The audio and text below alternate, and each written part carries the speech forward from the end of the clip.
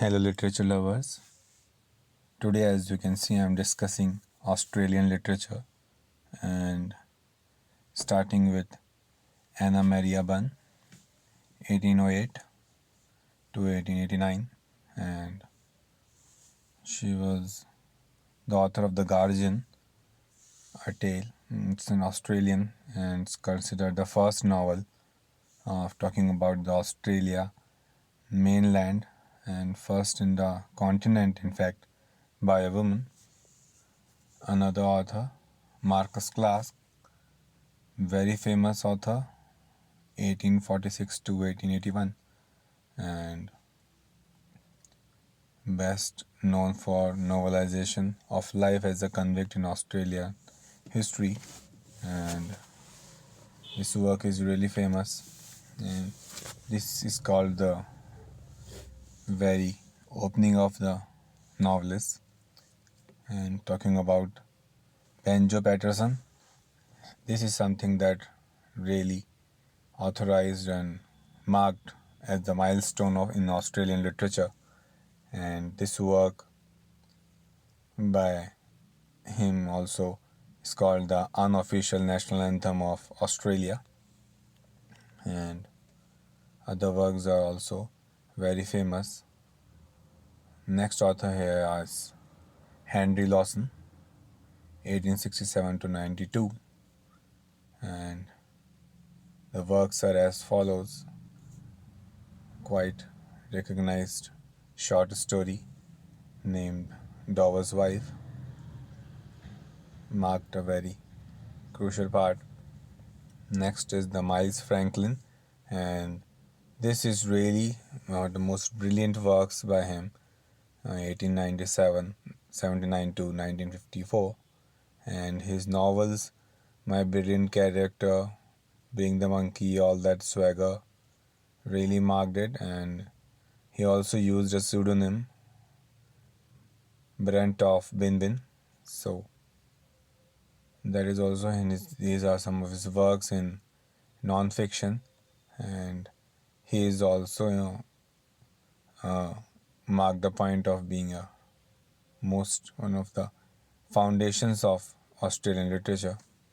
Next comes Christina Steele, and the work is The Man Who Loved Children, and talking about the dysfunctional family, and other works are also important here talking about it. That is Patrick Victor Martindale White, and he is called the first Nobel laureate of Australia, and he got Nobel Prize in 1973. And his first work is Happy Valley, and one of the most recognized was is the Ant's Story and The Tree of Man. Was is my personal favorite, and not to forget The Solid Mandela. This is also, you will, if you get a chance to read it. And also I would like to refer The Vivisector, 1970. This will also intrigue a really great mysterious story, so I hope you will like it. I'm not talking about Morris West and her very famous work, and you must have heard about it, and it's also a movie produced in this name, The Devil's Advocate, and this work is also one of my personal reference, and I would like to suggest that you should go through it. Talking about David Malouf, and he is very famous because of his famous Roman poet, telling about the Roman poet story, Ovid. So this is one of his favorite reference as he used in his work An Imaginary Life.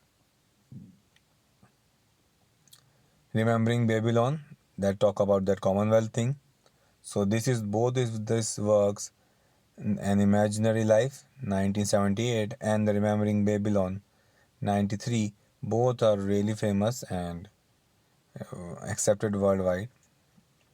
Talking about Thomas Kennelly, here T is not there.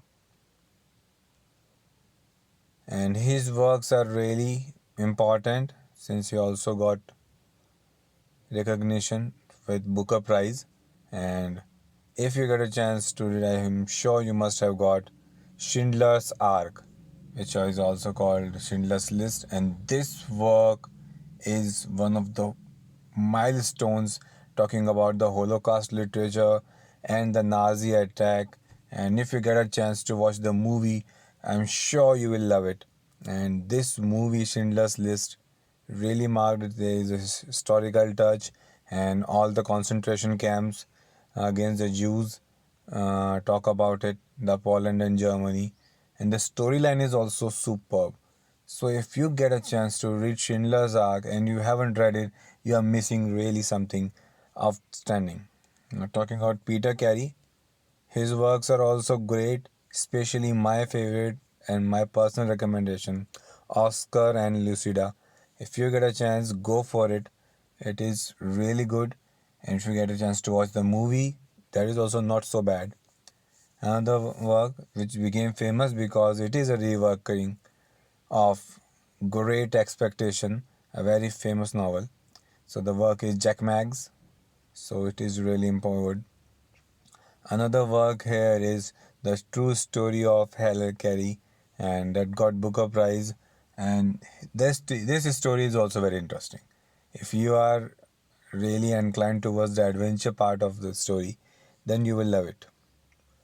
Kim Scott and the famous works are there as follows. Talking about another writer, Richard Flengel, and born in 61, and The Narrow Road to the Deep North, also one of the famous Australian authors. Talking about the Judith Wright, and an Australian poet, and who talked about the Aboriginal land rights and really marked the point. And last but not the least, Alec Hope, and also called A.D. Hope in short, and very famous. And he wrote, since he got the reference to his co-mistress. Thanks.